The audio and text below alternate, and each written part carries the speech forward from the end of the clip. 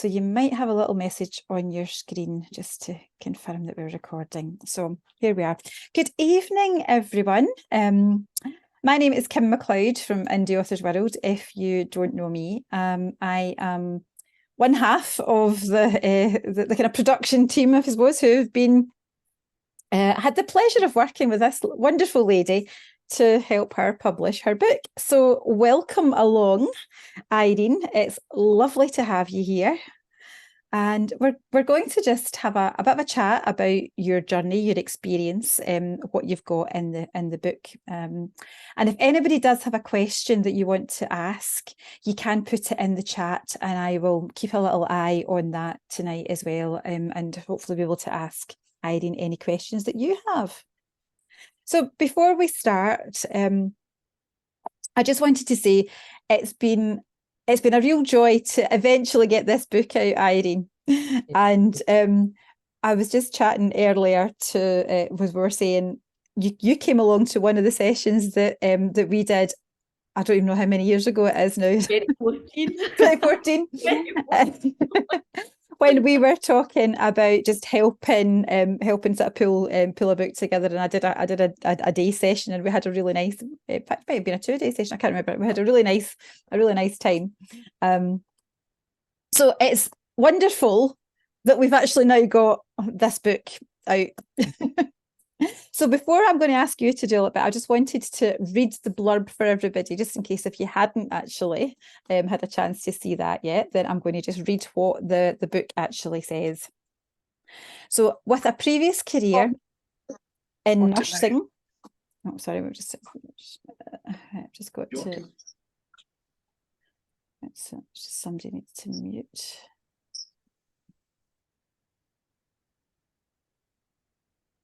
So I've just had some background noise out. There we are. So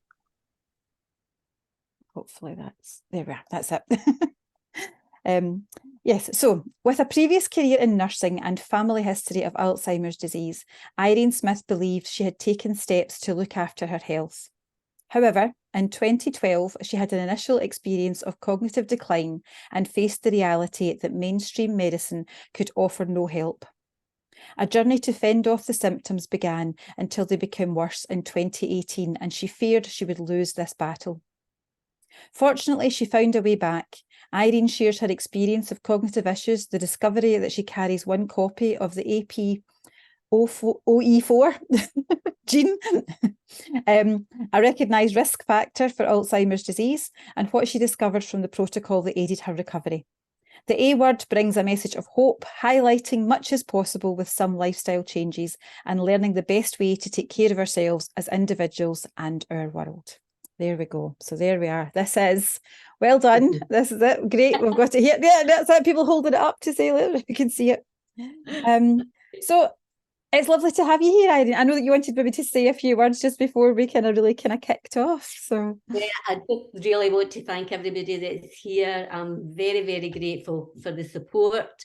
And I've had messages for people who can't manage tonight or don't like Zoom, and I'm really just grateful that people reach out like that. It's been an experience, and obviously I couldn't have done it without Kim and Sinclair. But here we are. Here we are. And congratulations! It is a big achievement for you to write your book, to get your book out there, and also a big achievement, especially with the topic, because it is. It's a huge issue for lots and lots of people. It's a big fear for lots of people. And before we get into the questions, I was hoping that you're going to read just that little introductory section, which just helps us kind of set the scene. Yeah, I'll just change my glasses. This is actually the beginning. Chapter 1 is really about my family history, how this unfolded for us, because obviously we didn't expect this either. But here we go. So Gran Jessie was diagnosed with arteriosclerotic dementia, but Dad's diagnosis was Alzheimer's disease, which led to immediate early retirement for him at 63 years of age. Unfortunately, I can't describe his initial symptoms, as my mother and I were estranged previous to this. I discussed the fallout with Dad before he became ill, and in learning both sides of the story, he told me to stand my ground.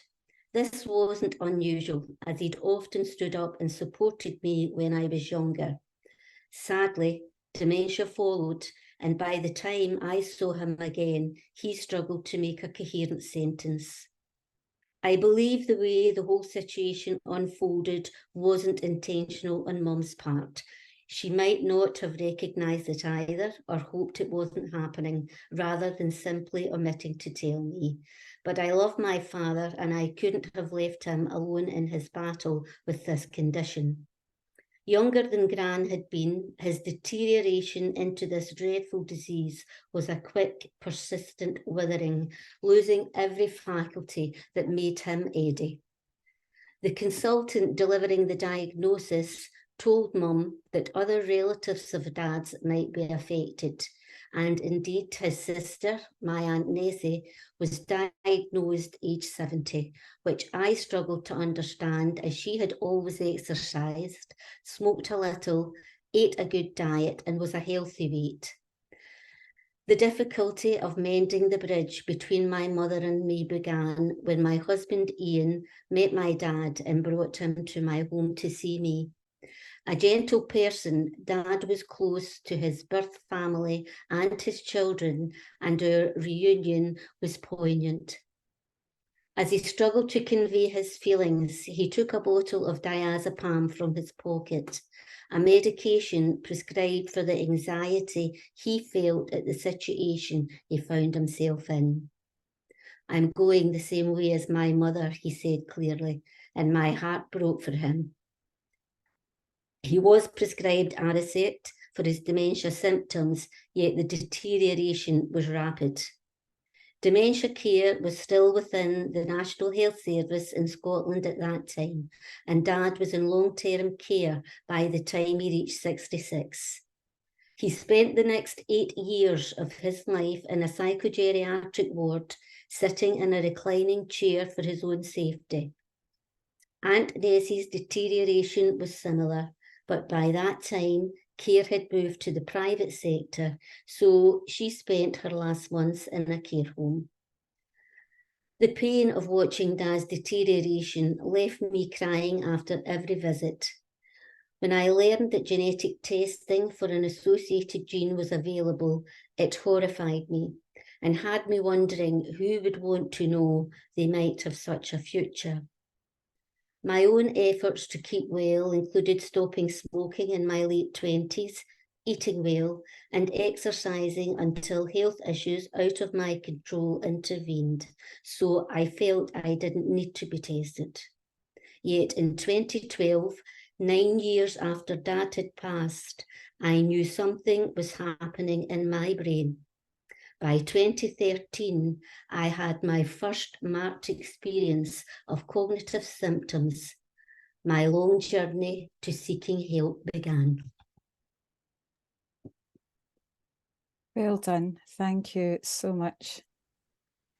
Thank you for reading that. That's a very powerful, isn't it? It's a very powerful start to the story. And yeah, I just, when I knew that when we first were, as we were saying, when we were speaking way back in 2014, I knew that you'd had this experience and I knew where you were going, but actually reading and learning about your family history and about how young your family had actually experienced this, it really, makes it all the more poignant, I think, about being, reading your journey now and actually understanding what you have actually been able to do, and that's wonderful that we can share that tonight, with people that are on the call, and that actually people then get to read about it in the book as well. So,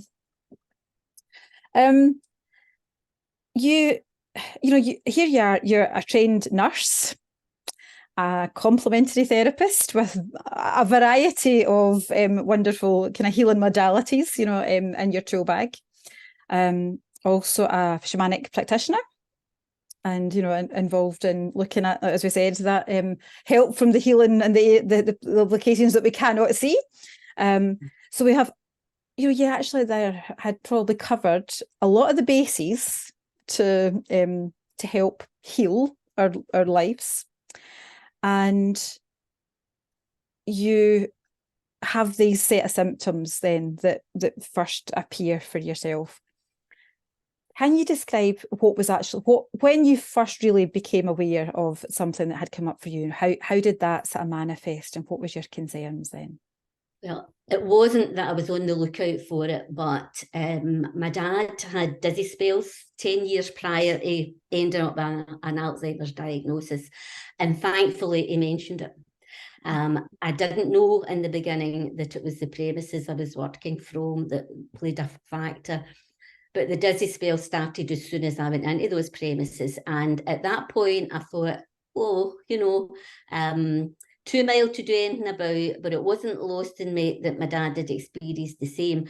So at that point, I just said, well, I'll keep an eye on this, and if anything happens I'm worried about, I'll go to the doctor. On hindsight, I started to have what we would term senior moments at that moment in time. I laughed them off. I didn't think they were serious. I started taking notes. I had my first neurological episode 9 months later, but again I put it down to something else, and it was actually then about into the next year, so that would be 2012. I was sitting at my kitchen table and I felt something whip right across the left side of my brain, and I could hear it, I could feel it. I got up and I couldn't have walked if I'd have tried. And I knew then, well, this is serious. Whatever this is serious. I did go to the doctor at that point in time, and I actually went to the doctor because it was one of the long-term doctors who's now retired. And I went in and I said to her, before I start, I know you're not going to think what I'm going to tell you is a precursor to dementia, but I just need you to hear me out. So went over everything, and of course it's a standard blood test, and that didn't show anything. So it was a case of she was stumped, you know, and it was a case I could tell, and we discussed it, and I just said, no, leave it with me. I really feel there's something else going on. About 6 to 9 months later, I started to have marked symptoms. I started to forget. I started to have difficulty recalling things. And I began to think, right, there's something definitely going on. And then I started to lose my way at work. I would be doing a remedial treatment and I would forget the moves that I'd just done. And I thought, right, I went back to my doctor. Again, nothing, because the blood tests are negative. And I started to search myself. So that's how it started.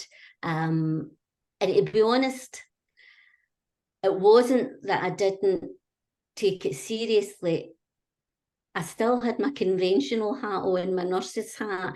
I went through all the Alzheimer's websites looking for predisposing factors. What could have caused this?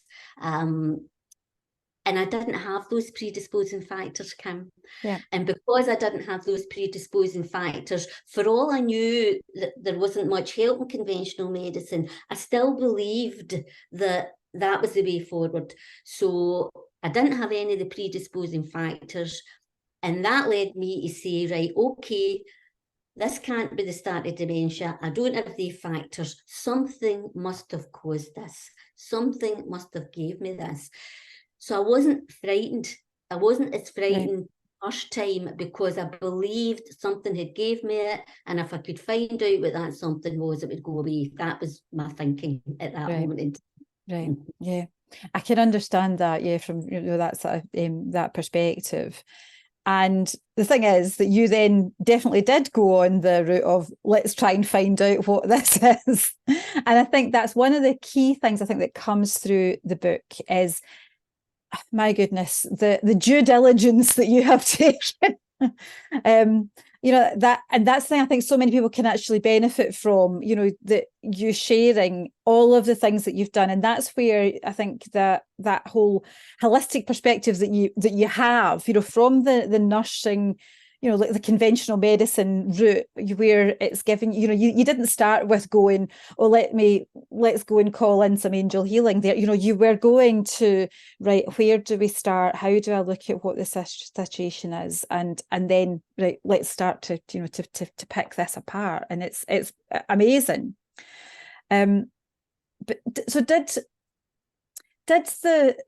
your family history, though, when this has come up and you've then thinking, okay, something's caused this, I don't have all these factors, was that not were you not concerned at that stage that this is where you were going? Or I was concerned. My thoughts were, I mean, my father, unfortunately, the illness devastated my dad. His symptoms were very, very severe.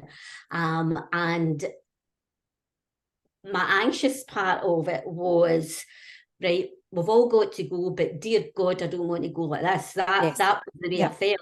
Yep. And I knew the severity of my dad's symptoms. So I knew if there was any chance that it was this, then that was a possibility. So that's what kept me striving.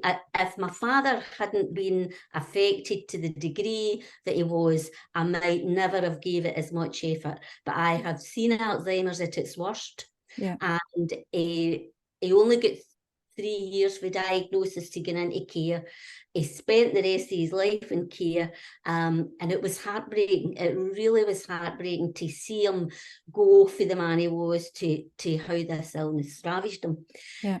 Then when it came to my aunt, I was really shocked that my Aunt Nessie took it. I really was shocked because she really did look after herself. So you've got this dichotomy of, well, she's always took care of herself. How did she end up with this disease? And obviously she was older. She didn't live as long with it as my dad did, but she deteriorated very rapidly.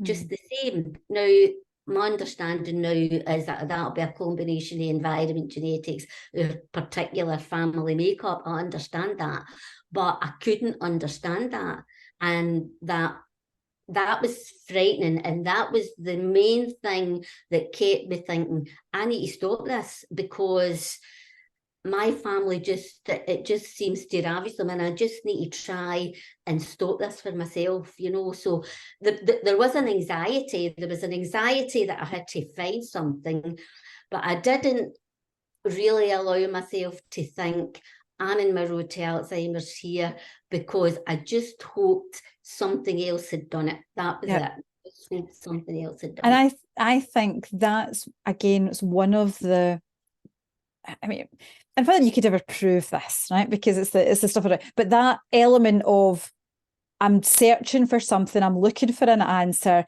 I'm not going down that route, that sort of, that's a positive approach that you were taking. So yes, I can totally understand the fear and the anxiety that must still have been around, because you had experienced it and seen it in your family.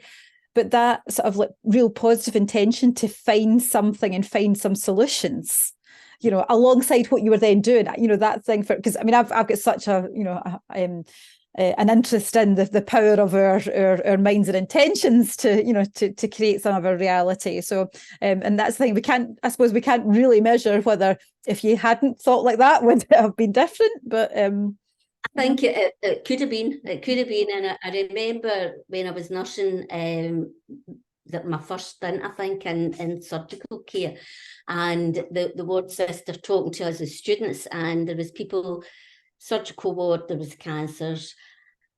And I remember one day we got a talk, and people had surgery that should have been corrective and that would have meant that they could have carried on, but didn't. And they were very much saying that was down to that person, that there was no reason why that person shouldn't have managed after the surgery.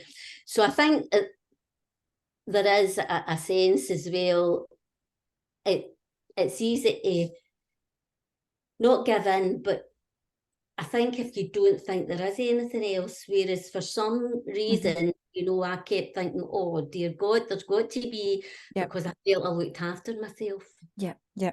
And that's the beauty of, what you're sharing now for people, because I mean, I was saying with a lot of illnesses, but I think when there's been so much you know, there's been some high profile cases of people having Alzheimer's coming, and people then go, oh my goodness, that's it, and there's nothing we can do for them. So it's almost like that's the death sentence the minute the words are mentioned. And that is what is so amazing, I think, about you being able to be here and speak about this and share your story and your journey, is that it then gives people the potential for hope. And the minute we've got a bit of hope, and other people can say, oh, well, here's the journey, and it hasn't been an easy journey for you at all, but here's the journey that someone has done. All right, okay, so if they've done that, then there's a potential for me to be able to do that and to learn from what you've done. So thank you so much, for everybody who's going to be able to get a chance to read this and hear from this, that we can, I think we'll be helping future generations as well from what you've written. So you mentioned earlier that you about this gene being part of your family, or part of the makeup, and kind of wondering whether you would want to know, why would anybody want to know whether they carried it or not? But you came to a point where you decided that you did want to know. How was that then when you came across this? Well, this was the second time, and if I could just say to the people that are listening in, the first book, my first attempts at writing this, it would not have been an informative book because I hadn't found the protocol at that point in time. So it would have been quite a different book. When it happened the second time, I didn't actually see it coming. The first time I saw it coming, the second time it was upon me before I knew it. The symptoms were more severe, the falling over was more severe, and I knew by that time there was no help. I did go back to my doctor. I did try. I went down the nutritional medicine route. I tried all that I could, and I came to this place where there was definitely a measure of despair because there wasn't anywhere to turn. And at that point, I said to Ian, I didn't understand why I was feeling the way I was feeling, why I was getting the symptoms, because again, I felt I looked after myself. So my thoughts at that point in time were, I must have the gene. That was the only thing I could think of. I thought, I must have the gene. That must be the only reason that I'm experiencing this. And I discussed it with Ian. I said, what do you think? I said, I think I need to get tested to see if I've got the gene. And he agreed. He said, I think we need to know, and we need to know for our boys, and that there. So that was really my darkest moment, that period then. And I hadn't found the protocol, and I was actually, I felt there was no point in searching again, because I had searched so much over the previous years where I'd been struggling on my own, and it was almost a last gasp attempt. I sat down, it was a February, I remember, and I thought, well, I'll try again. And it was Amazon, and I went on and I searched, and Dr. Bredeson's book come up, and it said The End of Alzheimer's. And of course, I bought the book. I was a mixture of fear and apprehension, but I knew enough by that point in time to know that this book was my last hope. I knew that, so I got the book. I started to read the book. He encourages you, especially if you've got a family history, to know your APO4 status, so that you know, and there's a preventative protocol, you can go on it right away. And I went from there, and that's how the journey carried on. But I would like to say, the APOE4, it mentions in the book, is actually a revolutionary advantage. When we were walking about the earth and our bare feet, it was an advantage to have that gene, because it gets into action and it protects your brain from insults. The problem then is, why is it protecting us to the point now that we end up with Alzheimer's? And that shifts the focus. Is the gene the issue, or are the causative factors the issue? And that's more the way he's addressing it. Yeah, and I suppose it said we still don't know all the answers. There's lots of stuff still being uncovered. So, and of course, there's more genes other than that. It's just that as a big factor. So I want to kind of talk a little bit about the all the things that you've done, because there's a lot. You've done a lot to try and kind of help deal with your own health. So I mean, the trials of all the detoxing and the removing the fillings and all of the stuff that you did from that. What was I suppose, how did that feel when you were going, okay, I'm going to go into this detox? How did that actually affect you when you were experiencing those things? Really at no nil, to be honest, because I was doing it myself. I did try to get help. First of all, I went to the holistic dentist, and that did improve my symptoms at the time. But the other thing that was going on was my mum was ill, so I wasn't in and out of the shop as much. I wasn't getting exposed to the mold. I'd also started detoxing. I'd tried various therapists to ask them for help with getting rid of metals, and they'd all stopped doing it because, well, basically the thoughts were that were also toxic now. If they were doing chelation, it was making the person ill. By the time I got to the dentist, he said the same. He had stopped doing chelation because it was making the person ill. But of course, I was in this place where I was trying to get rid of these symptoms. So I tried every detox I got my hands on, really. And they all made me ill. So it was like I'd do a detox and it was a setback. And I'd do another detox and it was a setback. The only one that didn't set me back was Andrew Cutler's. He had a publication and he gives you a whole way of how to detox mercury. And the way he does it is obviously safer in the body than anything else. But he does tell you to do it with guidance, which I couldn't get. And he does tell you to do it with support. So there was probably things needed that I wasn't taking. And I didn't feel ill. On it. But my eyebrow hair started to fall out. So there was something, whether my hormones or whatever it was affecting, and I had to stop it. And eventually, by the time I went on and on the homeopathy and the clay, I really was so unwell at times with them. I really thought, I need to chuck this. I really need to chuck that. So that brought that to an end. Yeah. And it is that sort of stuff, I suppose, like you said, with some knowledge, and you start to you think, okay, I'm going to try this, and that's it, and then oh god, this makes me feel ill, and then you try, this makes me feel really. It's almost like, I think that's the thing. I think it's that you are so resilient that you just kept going, though, because most people would then have been, oh, that's it, I'll just give up now, and you've never given up. You've kept going forward.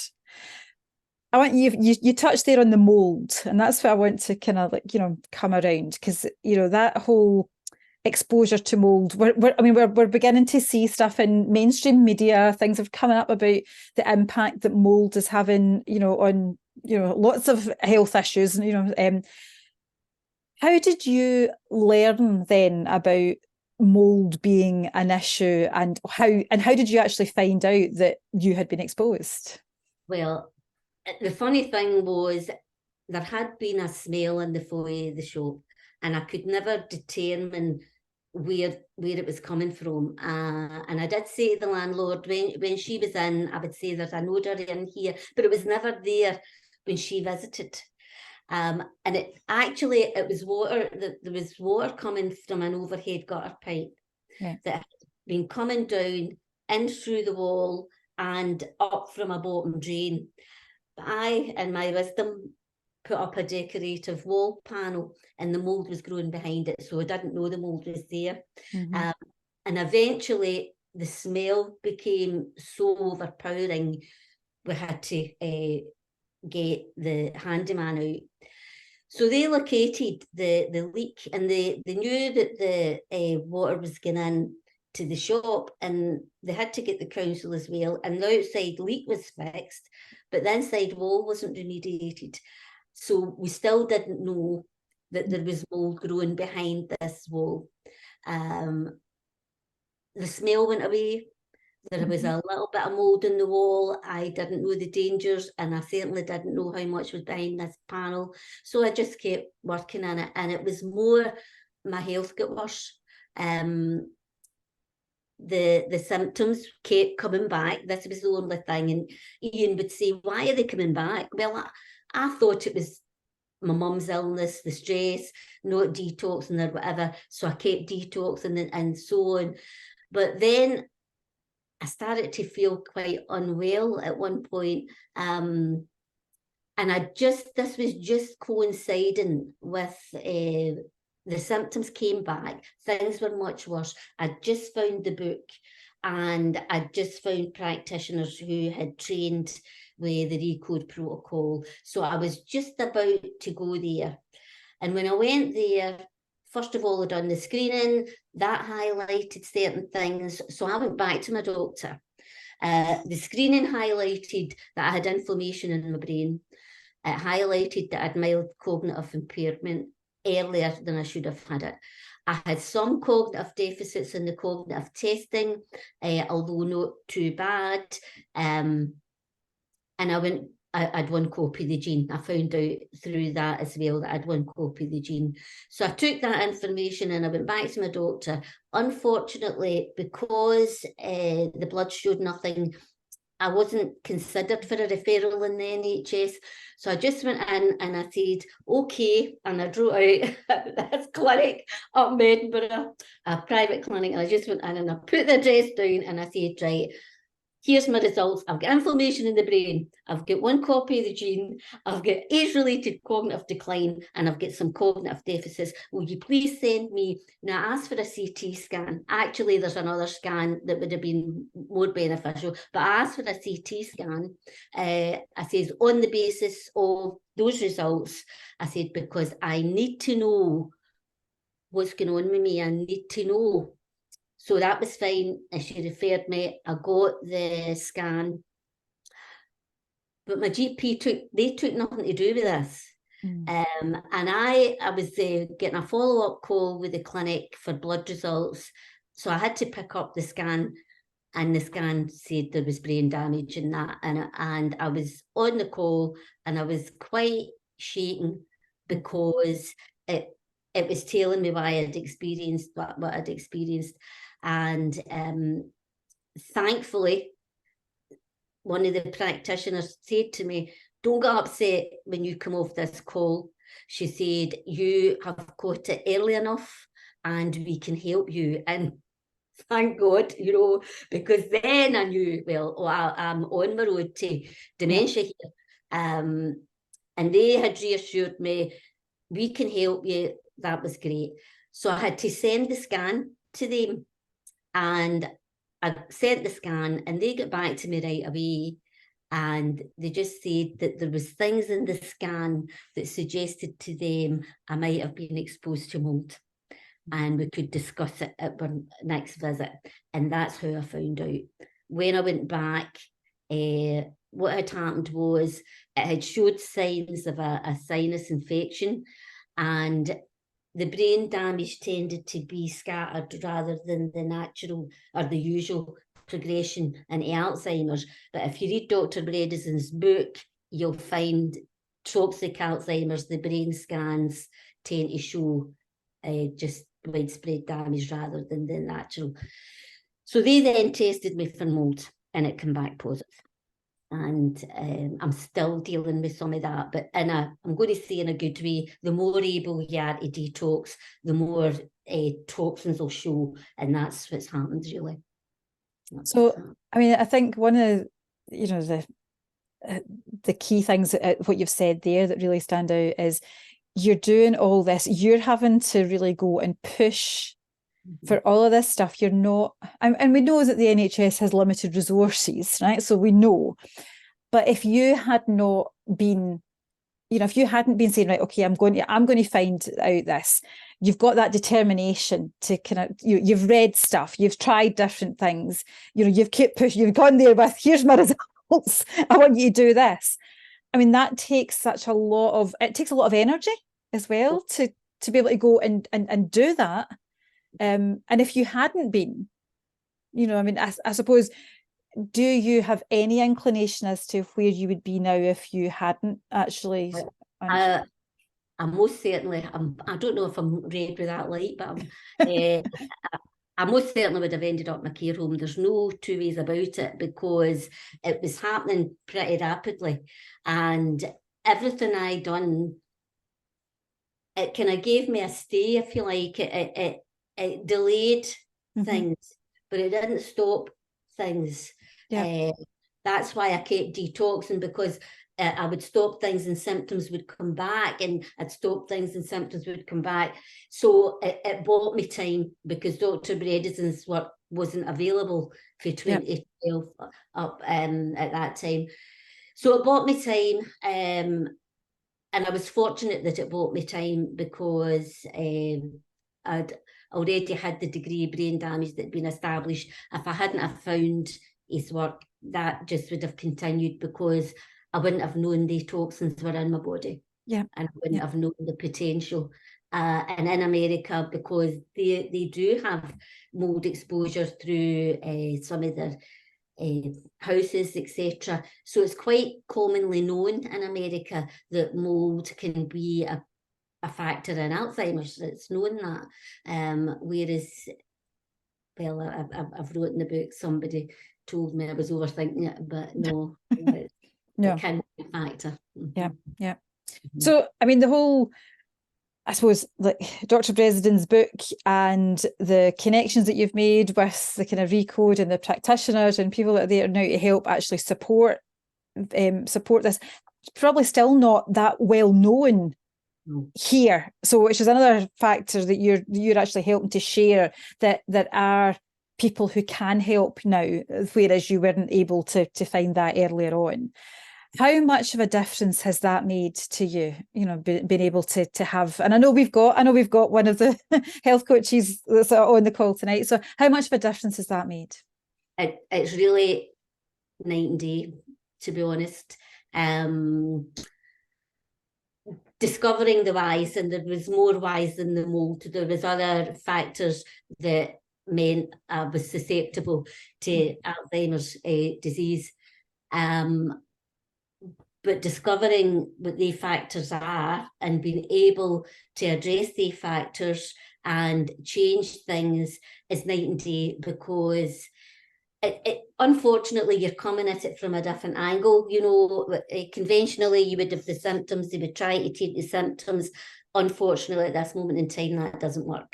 Dr. Bredeson's take it for the viewpoint, let's find out the underlying causes, let's find out what's leading to this, because it's mainly a chronic inflammatory response that's causing Alzheimer's, although there are other factors, the atrophic factors where your hormones and things are lacking can also lead to it.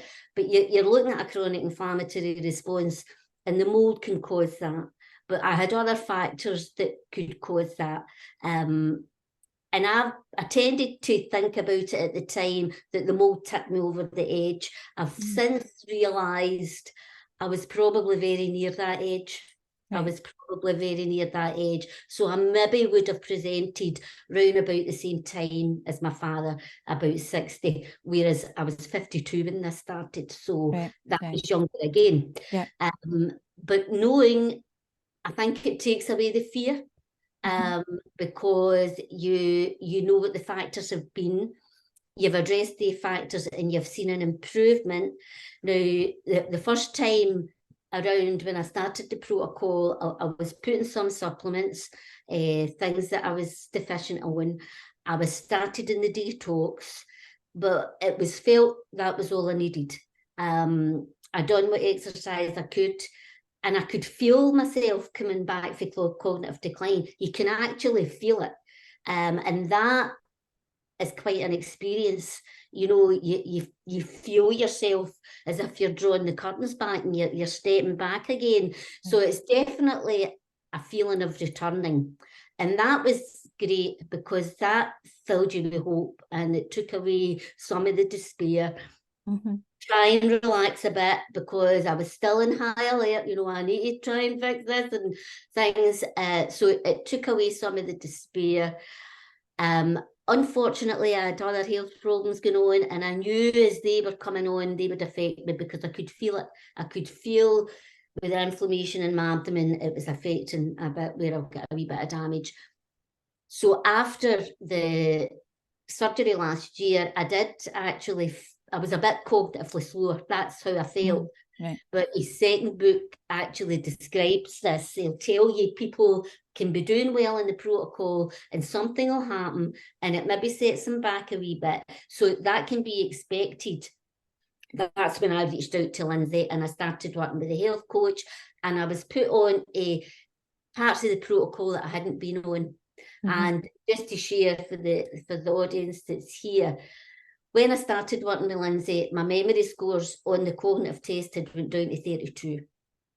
By the time I went on to the protocol, I was on the diet, I was exercising more. There were a few more supplements added in initially, optimising sleep, trying to do some brain exercises, although I'm not great. That's an area I'm need to improve on, and trying to manage stress. And my memory scores went up to 92 by the time I had finished the coaching. So then you're looking at it as a condition that can be managed, if you understand, you know, whereas if I hadn't found ReCODE, you just deteriorate. Whereas the ReCODE protocol lessens the fear because it does give you this impression, well, this is something, but I can manage this. I did only recently listen to a webinar Dr. Bredesen was on, and he was explaining this again, and he explained there was a gentleman who had been in the protocol for 10 years and he'd been absolutely fine, and then there was a setback and he started to get cognitive symptoms again. So the difference then is they look at that as, well, why? It's new. What's caused these symptoms this time? And they discovered that he had untreated sleep apnea. So they then treated the sleep apnea and his cognition come back. So it's a completely different approach because you're looking for the cause to correct the symptoms rather than hope that medication will correct the symptoms. Yeah. It's that holistic, isn't it? It's that holistic approach to looking at us as a whole body as well. And it's the challenge that I think when you go to, you know, I mean, I stand up for a minute now and say, you know, absolutely love the fact that we've got the NHS. You know, it's amazing that we have access to all of that. But unfortunately, the majority of aspects of the NHS are very compartmentalised. So, you know, it's like we look at you for this little bit here, and then you go and see somebody else that looks at this bit here, and then that bit there. And it's almost like the parts of your body aren't actually all joined up. So that's, for me, kind of stood out about this, kind of taking that view of, okay, what is going on? And I suppose it makes perfect sense when you explain it, because I know myself, and probably everybody, if you're sitting here and if you've got any sort of illness, if you're not feeling particularly well with something physical in your body, then, and you're stressed about that, you know, how many folk have kind of, just like, put milk in the wrong place, or because because the stress of situations, and if you're physically unwell, you just don't feel good in yourself. So we can, I mean, I certainly can recognise, the impact that it has on my cognitive functions just generally if I'm not great. So you look at taking that step further, and you could see that this has certainly got a factor. And what's wonderful is this approach, being able to identify different things and look and say, okay, so where's the cause? What is it that's here? Can we actually start to look at that, which fills me with some hope, shall we say? That's well, I think that is the thing for people.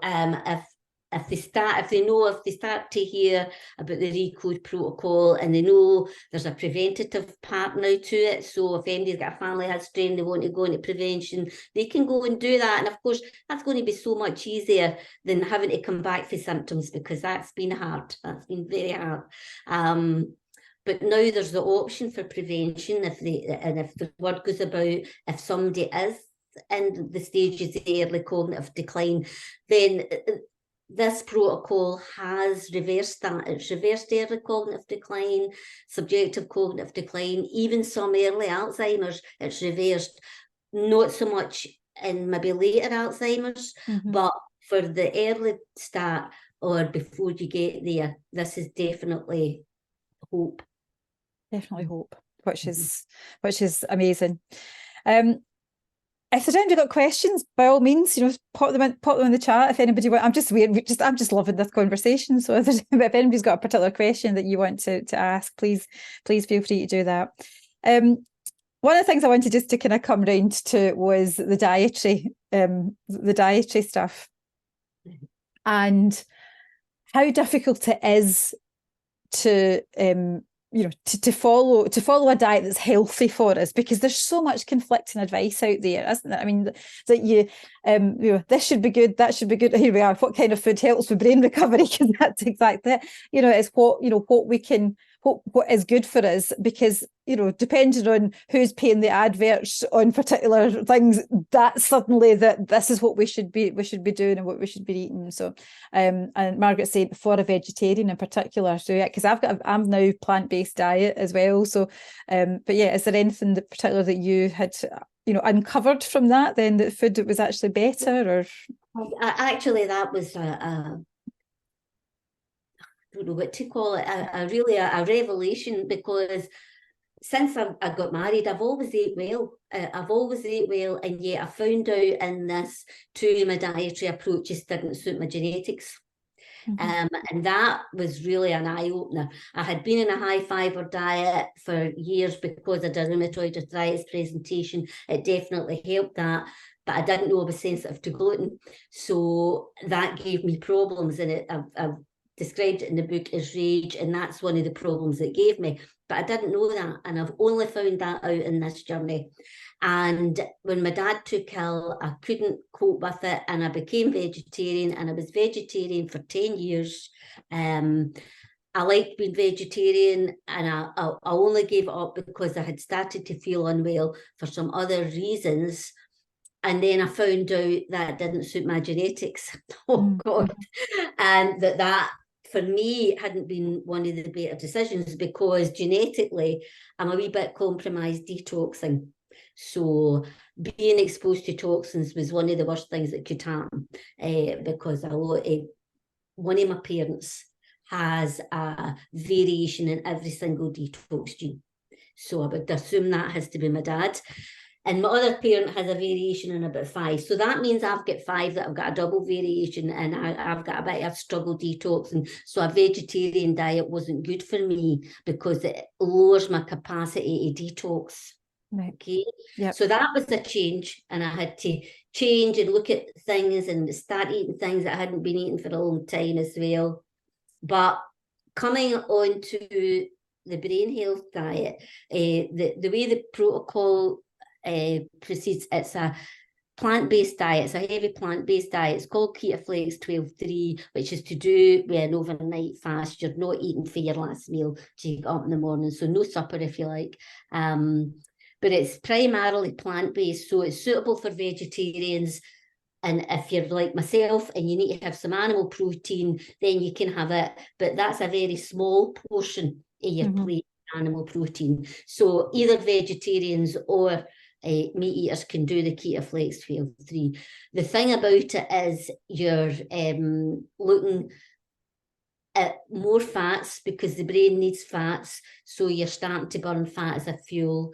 And that's, I found the coaching great for helping me onto the diet, because having struggled with other dietary things, it was just good to get the guidance. And now that I'm on it, I feel now that I'm on it, I'm a lot more relaxed with it. I see that it's the easiest keto diet out there, I've got to say that. And you're not struggling with severe ketosis, coming off it and then having to struggle to go back on. You're in ketosis, and then you're cycling carbs, and then you're going back into ketosis. And that is the more stabilized I've been in the diet, the easier that's become. In the beginning, I worried about it a bit, but the easier that's become. And as I say, it's suitable for vegetarians or meat eaters.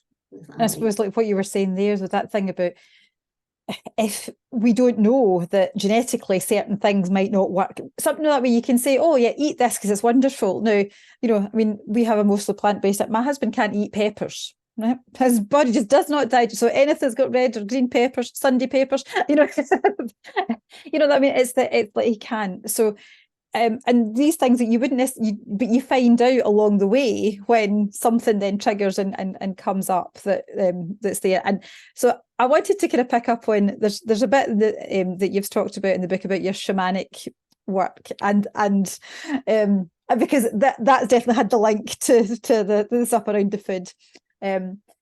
I, you know, again, we share this kind of I suppose belief system, if you like, and you know that there is definitely more to life than we can see, and that we can be helped by unseen forces to be, you know, to the universe.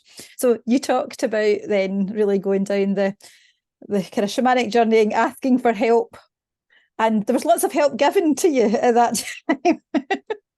Do you want so I thought we might finish on maybe a little bit of a lighter note. Do you want to tell us a little bit about the you know, all the options that were presented to you? Well, oh yes, well it was food, and that was at the beginning. That was at the very beginning, about the benefit of chilies and that for the gut, and a lot of things with the gut, and the guts played a big part in this for me. So there was that, and then there was the basil and how it would help you as well, and tomatoes, and you know, the prebiotic foods, etc., etc. And that all came from the unseen helpers, for which I'm grateful. Of course, then bled it dry and couldn't give it up, and ended up doing something stupid, but that was me, you know, that was me with the garlic oil. But it was good to have that support, if you like, to feel that I could immerse myself in that. And then at times I was so unwell, it was difficult, but there was online classes with the shamanic school, and that was good because then I could participate in that. And it just, you'll understand, it's just like a support. It's a support, a help my hand, it keeps you going, and it keeps you going. And if you've got something like that keeps you going, there's more chances that you'll keep moving forward. You know, because I have sat in a place of despair on a number of occasions and been ready to fling in the towel. So having a belief system or whatever has been a benefit to get through this journey. Yeah.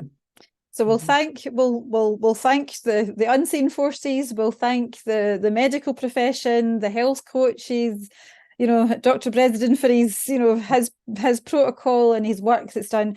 But I think most of all, I really want to thank you, Irene. I want to thank you for sharing your story with us tonight. I want to thank you for keep going on. I mean, because that's the thing. It's almost like I'm never giving up. It's just this, you know, I'll find it. So whether it was okay, you know, like angels, unseen forces, give us an answer, give me something else, or the coaches and all the tests and stuff that you've done. And there was one pivotal moment when it was 2016 and it was Boxing Day, and I was lying in my couch ill because of another detox, and I really thought, I can't do this anymore. I really can't do this anymore. And of course it was 2 years before symptoms got worse and 3 before I found the book, and I was lying there, and I lay there, I think I lay there over about a 4-day period, and I thought, no, I just can't do it anymore. And my grandson Alfie was 6 at the time, and I thought about Alfie, and I thought about being lost to Alfie. You know, I thought not being able to enjoy Alfie, not being able to enjoy my grandkids, and Jodie was expecting Leo at the time. And then I thought about not being able to recognise, what if I come to the point that I wasn't able to recognise my own grandson? And I get back up off the couch and I start again. So, but that child was definitely pivotal and helped me continue the journey. I'm sorry I was red, folks. I don't know. It's the high energy. Oh. It's all the love that we're sending to you as well. That's what it is. It's kind of just comes through to kind of light you up. So, well, can I say thank you so much for all you've shared tonight. I hope that everybody watching has enjoyed that. what I would like you all to do is, if you want to unmute yourselves, I'm just going to stop the recording just now. So I was checking for that. I will